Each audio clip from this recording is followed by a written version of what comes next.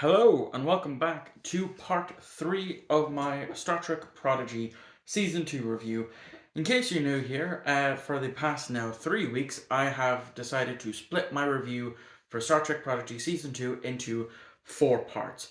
Part 1 was episodes 1 to 5, Part 2, which went up last week, they've been uploaded on Wednesdays, was episode 6 to 10, the first half of the season, and now today's review is going to be for episodes 11 to 15, and then next Wednesday will be the last one as we cover parts 16 to 20. So, with that being said, let's get right into this review with the last flight of the Protostar parts 1 and 2. Obviously, I'm after watching both parts at the once. So let's get on with it. So this, I think, had Prodigy not gone straight to Netflix and Paramount hadn't retroactively cancelled it, we not only would have had it as a weekly basis, but there would have been a mid-season break in around episode 10 to then lead us into the second half of the season later on. So that's what, episodes 9 and 10 felt, and episodes 11 and 12 felt like the continuation after a mid-season finale. So we pick right back up where we essentially left off with the Protostar crew plus Bajal of Voyager A now on the same planet with not only the Protostar but Captain Chakotay, who isn't too kind to see them. They explain the situation, badly explain the situation to him. We also see that there is still hologram Janeway, so it's nice to see hologram Janeway again after the hologram Janeway that we knew, her self-sacrifice at the end of Prodigy season 1. So even though this isn't our hologram Janeway, it's still nice to see hologram Janeway. So they're on this planet. This planet has an ion storm. Which any Trek fan would know that ion storm equals potential gateway to the mirror universe. And so it's been 10 years for Chakotay. He's lost all of his crew. He's the only one left, and he is a broken, hollowed version of the Chakotay that we knew from all 7 seasons of Voyager. So this is definitely a different Chakotay. Where we saw him in Voyager, he was a commander. Now, as captain, he feels immense guilt for the fact that his entire crew are gone. And instead, it should have been the captain goes down, not the entire crew. And so the entire part of part 1 is for our Prodigy crew, our Protostar crew, to bring back the spark of life in Chakotay. He talks about how his first officer had had an idea on how to get the ship flying. He knows of the weapon on board the ship that became a havoc in season 1 of the show. And so he's trying to, this version of Chakotay is more comfortable enough to die on this planet, have the Protostar never be found, and the Federation not being in danger. And so that's basically what part 1 is about. It's Chakotay slowly coming back around to his old self. Part 2 opens up very interestingly. So we go back to the Voyager A as, it's still them rebuilding after the attack of the Loom. They're looking into Wesley's file. Janeway hasn't heard anything from them, so she's starting to second guess herself for allowing them to jump into that portal willy-nilly, not really knowing much about Wesley Crusher. And then we get a cameo of, again, someone who I was not expecting, and I am so happy for it. If you're not caught up to at least episode 12 of Star Trek Prodigy Season 2, this is your one chance to go do so. Yeah, Gates McFadden makes a cameo appearance as Dr. Beverly Crusher. So I was again not expecting that to see Dr. Crusher, because we know from Picard season 3 around this time she is kind of gone AWOL from Starfleet. She's still a part of Starfleet Medical and helping out worlds as she can, with a young Jack Crusher at this point in time. She definitely seems a bit nervous when Picard gets mentioned, because it's been a little bit since the whole Shinzon situation in Star Trek Nemesis, because it was Janeway who told at the Enterprise to go to Romulus then, and she basically tries to reassure Janeway of what that to trust Wesley's judgment. She also seems a bit bitter that the fact that he's a time traveler and has yet to show his face to her in quite some time. So yeah, um, nice to see it. Was completely unexpected, and yeah, I like I've only watched episodes 1 to 12. I still have you know 8 more episodes to go, so I'm kind of thinking, okay, so they already threw Wesley Crusher and Doctor Crusher at me. Who the fuck else are they going to throw? Who else am I going to see from Star Trek's past that is going to get me super super giddy about? Anyway, so that was it. Just one brief scene on the Voyager A, and then we cut back to again the vast majority of the episode is trying to get the protostar out. So they're trying to repair it, get as much solar power energy in as they can. Dell is off to get climbs up this mountain to try and find something just before another ion storm comes in. Something from the ground attempts to attack them, and that's it. Then of course the ion storm comes in, and so Chakotay, Gwyn, Murph, and Jacob Pog use a rider to go get him. And when they finally get to him, we see the remains of Adrik, the first officer of Chakotay. And I don't necessarily I wouldn't necessarily say it's an emotional scene, because we don't know Adrik all that well. We've seen him in a few flashbacks. We obviously seen him in episode 3, Who Saves the Saviors.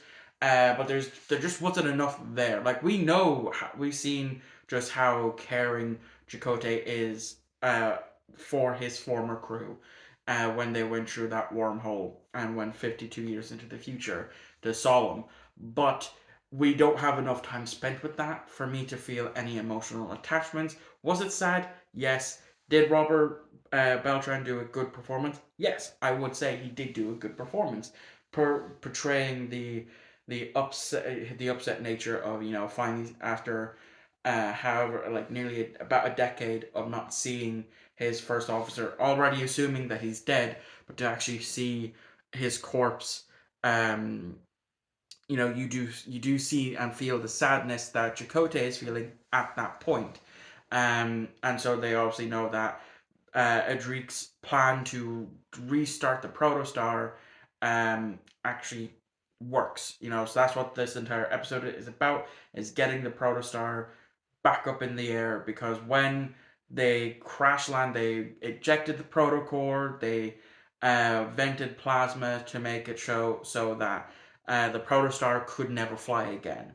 And then they get it to fly, and then the episode ends with them realizing that they're 3,000 light years away from Voyager A, which at minimum warp, I say, would take a couple of years.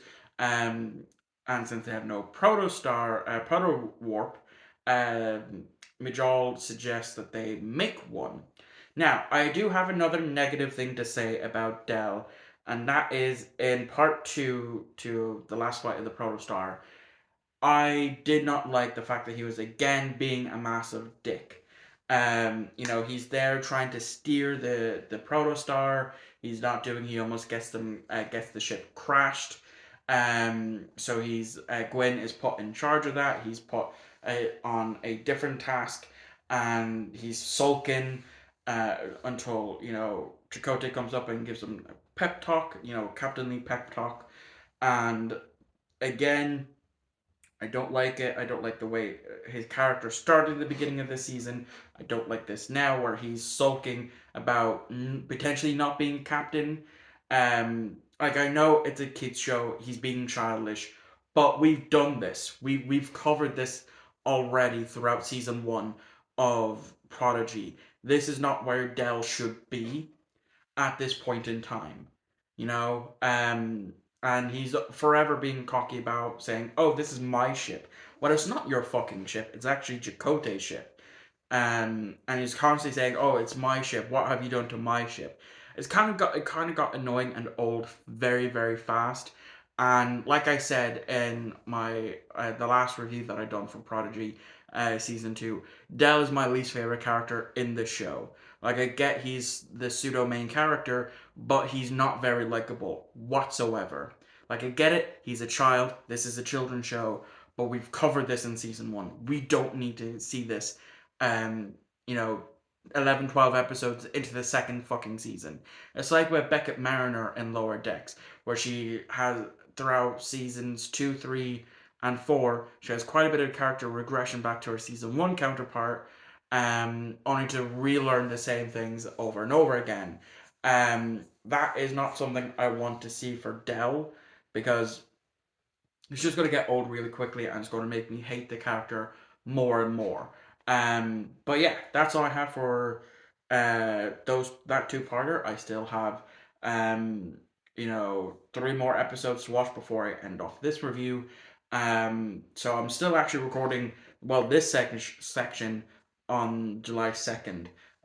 So I'm gonna go. It's nearly 10 o'clock at night, so I'm gonna go lie down. Might watch an episode, might not, but if I do, if there's anything to script, I will of course script it. Well, not script it, but write down notes to remember for the morning. So yeah, I'll be back in a second for you. Several hours for me. Okay, episodes 13 and 14. A tribble called Quest, as well as Cracked Mirror. Um, so yeah, we'll start off obviously with a tribble called Quest, where the gang is looking for a way to create a new proto drive, and they need this element called bosonite. And so they go to a planet which they believe is rich with it. And once they get there, that they realize that the entire planet has been ravaged um, by tribbles. These tribbles tend to bite you. So that's kind of given credence to what we've seen in Star Trek Picard, season 3 in the Daystrom Institute with the modified attack tribble, with all the teeth. So then our Protostar crew gets introduced to a Klingon. Don't know his name, didn't write it down because I was too tired when I watched this. And good news, however, is that at this point in time, um, General Martark is still Chancellor of Kronos, which is good because we haven't really heard much from him, outside of a few references here and there. But now we do have 100% confirmation that Martark is here. That Martark is not here, but he's still the Chancellor.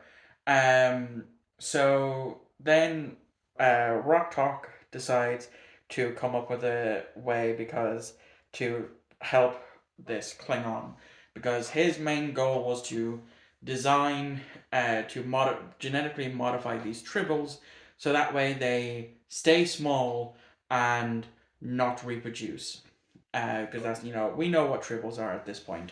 um, and so Rock Talk comes up with this situation to do so. She also creates this new life form that's part tribble, part her species by the looks of things.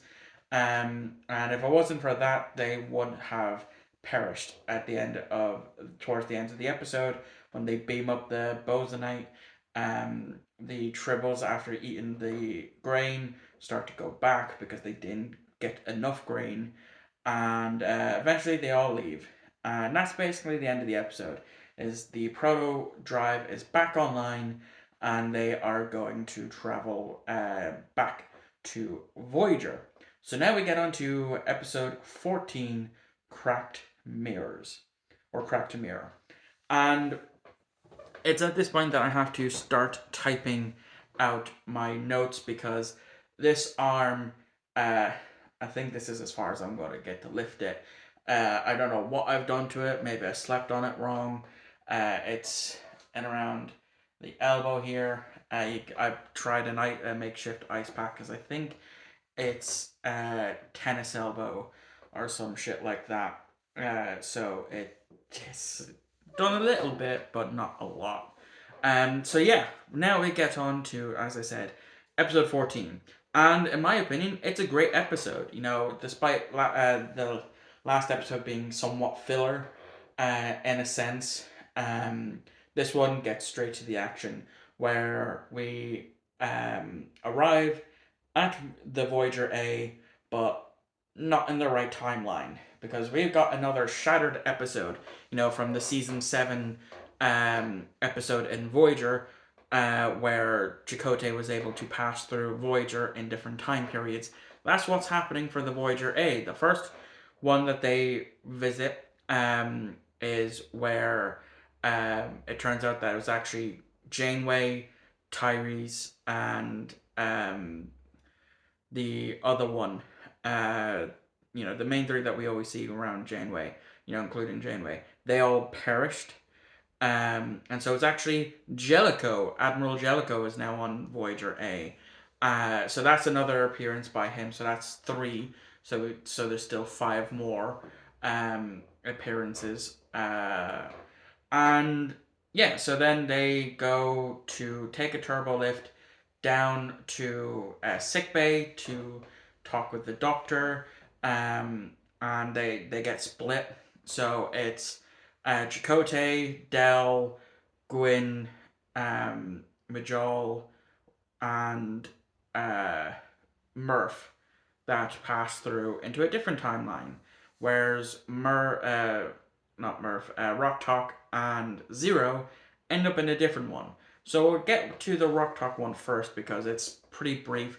It's a ship is ran by the people that we've seen in the season 1 episode, which name is escaping me. I'll see if the episode is listed on the Blu-ray. Okay, so I think it was the episode All the World's a Stage. Someone please do correct me if I'm wrong. Um, but yeah, it's the one where they go see this phony star people that are worshipping Star Trek, but you know, in universe, and they call things the characters from the original series completely different. Turns out they're the ones that are in charge of the Voyager A for Rock Talk and Zero. Shame that's all it was just a literal small little cameo, and that was it. Would have loved to seen a bit more, but again, this is the first time I'm actually going to say that this episode could have done being longer, you know, to explore other different timelines because we don't really get to see much. So back to the main crew, they appear. They go down to sick bay, and who do they run into? O'Connor. Yeah, that thieving son of a bitch is back, and he's ransacking Voyager because in this timeline, um, you know, the secret weapon on the Protostar actually worked and wiped out the entire Federation. So yeah, the Voyager A was just the was it mothballs or not mothballs, but just abandoned. So people have coming in to scavenge off of it, and so that's when Chakotay's like, oh, I think I know what's going on, and so they go to another. They beam actually to another area, except for Majol. We don't know what happened to Majol. It's never explained. Again, this is why I think this episode should have been that bit longer. Um, but they beam into the Terran Armada, the Terran Empire, and we finally get a on-screen appearance from Mirror Janeway. Not only Mirror Janeway, but Mirror Chakotay. So Huzzah! We finally have mirror counterparts for them. Fucking took long enough. Now I know Mirror Universe Janeway does appear in Star Trek Online, but that's beta canon. This is now actual canon. And so they're running around after they escape. Don't fuck with Murph because Murph was going to go into the Agonizer, but he, of course, fought back because Murph is a badass and he's the MVP. And so they go through cetacean ops, and even the fucking whales are evil. Yeah, the whale has a giant scar over its eye, and the whale, I think her name is Jillian, rats them out, and Jingle's like, even the whales in this universe are evil, which means that at some point, in order for there to be whales in the mirror universe, either I doubt it was Kirk. I think Kirk was killed. Correct me if I'm wrong. After he goes back from the mirror universe, from the prime universe, that means someone would have to travel into the prime timeline. Prior to the the splintering of the mirror universe to get Wales back, and that is something I would like to see. Eventually, that the looms start to show up, and they save the day and they get sent back to the main timeline, and then Catherine Janeway finally gets her reunion with Chakotay, and I love it. Would have loved if they had kissed, but again, this is a children's cartoon, so obviously that's not going to happen. But I still headcanon that they are actually together. And Zero drops mention, and the name was dropped when they went into that universe, of a Captain Tuvix. Um, so that means at some point in that universe there was a Tuvix situation, or that Tuvix himself survived the merciless killing of Captain Catherine Janeway, which I think is neat. So yeah, those are the two episodes I have. There's one more episode to watch for this video, which is episode 15, which unfortunately is a two-parter. So I just have part 1 to watch, and then of course I'll come back and do my review. Obviously it's going to be second for you. I've explained this in now my third one of these. So yeah, I'll be right back. Okay, so Ascension Part 1, Episode 15. Um, what a way to fucking build up an episode. Like, I know after this there's still 4 more episodes to go. Um, but wow. There's some things that happened in this episode that I was not expecting. So this episode obviously picks back up after the end of episode 14, Shattered Mirror, where they immediately get rid of the living construct that's on the protostar. And we get mention of Endgame and future Admiral Janeway because of the comm badges that we see, the newer style comm badges for that time, is of the similar comm badge that future Admiral Janeway had, but is also seen in other potential futures in Star Trek Next Generation, Deep Space Nine, as Voyager, as I mentioned, and it's now the current comm badge. And so we get a mention of future Admiral Janeway. We get a mention that you know that our Janeway is starting to look like future Admiral Janeway, mainly with the uniform.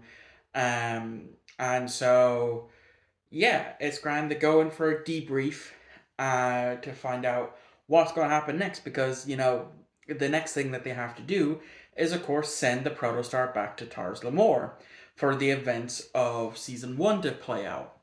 And immediately, Jellicoe shows up on the view screen because, again, he's the one who's behind this. Vetoes it and says, "Nope, you two are to be. You're to bring the protostar back to Earth, where the people in the temporal mechanics division, um, they're going to be the ones who work out how to send it back in time to Tars Lamor, so that way things progress." And they're like, so after that happens, Tyree says, you know what, this makes sense. I think we should go for it. Chakotay is hesitant, but he says, you know what, I agree. And so that's what happens. That it's there's basically to make their way back to Earth. But that's when things are different happens. Um, they get a communication from a downed Starfleet shuttle from Solom, and it's Gwyn's dad, warning them that Essentia is basically taken over and is what still plans to wipe out the Federation and has built these areas that basically work that should take years is only happening in a matter of hours, which means there's some sort of time manipulation going on. And then, of course, he gets found out. And Essentia says, "Don't worry, I got a little present for you here." And then out comes this ginormous ship um, that has a lot of upgraded tech that they should not have. And it immediately catches onto the Voyager A and is draining her shields. Um, so that's when Chakotay's like, wait, we still have the Protostar. Let me grab my Protostar crew, our crew from season one, and we will beam over there and we'll, fight because they did start to, this new ship did start to fire on the Protostar. And if it kept doing that, the Protostar would have been destroyed, which would have messed up the timeline even more. So as they're on their way, we see Nova Squad heading to the to get into the fighters, because of they're going to do that. Now I have forgotten to mention two things of importance. So, but I'm going to park the story for the moment. I'm going to go back on things that I forgot to mention. We One thing we do see is that Majol has essentially nearly brought Dell into Nova Squad. They're supposed to do a training simulation. He turned up late for that. And so they essentially start the program, and we don't see much of that. We also see that, the damage that is done to Zero's new body is irreversible. However, there is the potential of um, creating a new body, a new synthetic body that Daystrom are working on. So yeah, it looks like Zero might get a synth body, which then is going to brings up the question of what's going to happen to Zero when the synth ban gets put in place when the synth attack on the Utopia Planitia shipyards on Mars gets attacked by rogue synths. That was obviously done by the Romulans. Um, so that's going to be very interesting. So, back to the story. That was just two things that I forgot to mention. One of the members of Nova Squad gets injured. Zero brings them to sickbay, and Dell joins Nova Squad. And these have been upgraded speeders that a Lieutenant Paris worked on. Yes, Lieutenant Tom Paris has worked on these.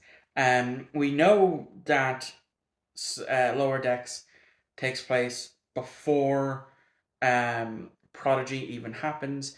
So we do know from that time, from season one, that uh, Tom was still a lieutenant. Granted, when he was on Voyager, he was a lieutenant junior grade, so he obviously did get promoted to full lieutenant. So that has me now thinking that Harry Kim is still the forever ensign. I could be wrong. He could have gotten promoted to lieutenant junior grade. I don't know. I still have 4 more episodes to go, if we're even going to get a Harry Kim mention. So back to the main plot. So they go out because they're trying to um, get a target for the for Voyager to be able to target the weapons that is slowly draining their shields as well as all their systems. But that's when this new ship sends out their own drones to fight them off, and so they come up. Nova Squad comes up with a plan that allows the Protostar to do that. Um, and so Voyager fires off a bunch of quantum torpedoes, and it doesn't work. The drones form some sort of shield, and Voyager shields are gone. They are dead in the water. Any weapon fire on Voyager probably will destroy it. Her shields are down, warp's down, weapons are offline. The only thing that they still have online, I think, is life support and the artificial gravity. That's about it. And so the episode cuts back to Essentia on Solemn, and we find out who is behind, who's involved in making these massive improvements for Solemn, and it's none other than Wesley Crusher. Somehow, when Wesley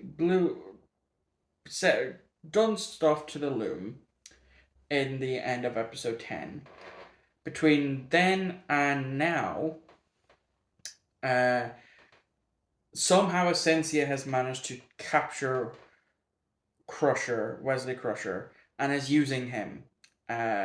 Using his abilities as a traveler to improve and futurify their weapons and their ships to basically go and wipe out the entire Federation. Um, so that's a thing. And unfortunately, that is going to wrap this video up because, as I said, I'm only reviewing 5 episodes per video. So, in order to find out what's going on, if you don't want to wait until next week for my review, then again, by all means, please go watch Star Trek Prodigy on Netflix. It is on Netflix for a lot of countries. So it is highly worth the watch. I've been enjoying this season. And I can't wait to see how it all ends because I only have 5 more episodes to watch. Episodes 16, 17, 18, 19, and 20. So yeah, that's it's going to be interesting to see how things play out, and especially for part 2 of Ascension. Um, so yeah, thank you all for watching. I hope you enjoyed, and I will see you all on Friday. Let me pull up my list here, see what's due out. Uh, because I've changed what was going to happen in July quite a bit. So I believe it's a comic review for of a Power Rangers comic. So yeah, I shall see you all on Friday for that one. But again, of course, I'll be back next Wednesday for the conclusion of my review for Star Trek Prodigy Season 2. I shall see you all next time for that one.